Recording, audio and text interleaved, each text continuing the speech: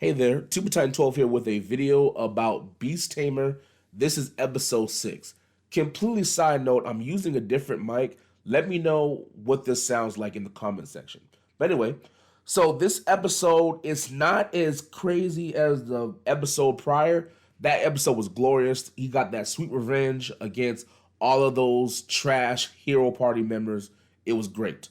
But this episode kind of continues on after that to where now that they got completely beat up and they understand that they're complete trash, they still need to get this thing called the Shield of Truth. This was in a place called the Lost Woods.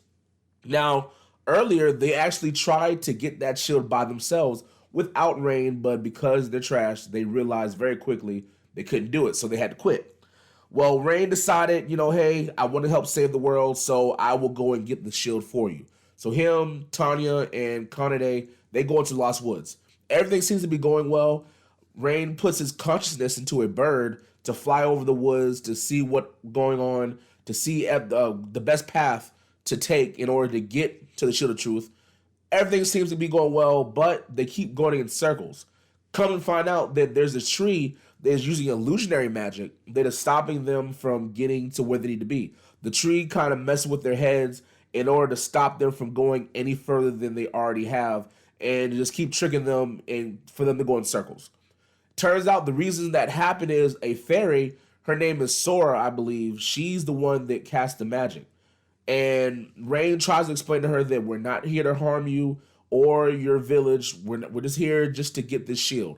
She's not trying to hear him, but he understands as a beast tamer that, hey, you can't always just talk to people. He's used to talking with various creatures and whatnot by his body language versus his actual voice. So he lets her do whatever she wants. She throws these magic arrows at him, all kind of crazy stuff, but he just lets it happen. And eventually, over time, she realizes, okay, he's a good guy. And she gives him the Shield of Truth. But Rain kind of picked up that something was off with her. And it turns out that her sister was captured by this Shadow Knight that worked for the Demon King. They had to leave the village for some kind of weird reason, and her and her sister, they got attacked. Now, normally fairies, they wouldn't be a problem. They're very, very strong. They are extremely powerful in magic. But that creature, it has called something called the Magic Nullifier, kind of like what Tanya has, and she was in the last episode, to where magic really doesn't do any damage to them whatsoever. So even though they're very powerful in magic, nothing can happen. But this is where Rain is going to come into play, to where his strength, along with Kanade's strength, they can end up taking on this task. So he says, hey, we'll take care of it. She's very, very thankful. If you look at the intro to all of these episodes, you see that her and her twin sister are going to eventually become a part of his party. That's just, that's coming. So I'm assuming next week, that's when we'll see that actually take place. I really enjoyed the episode. Very, very nice.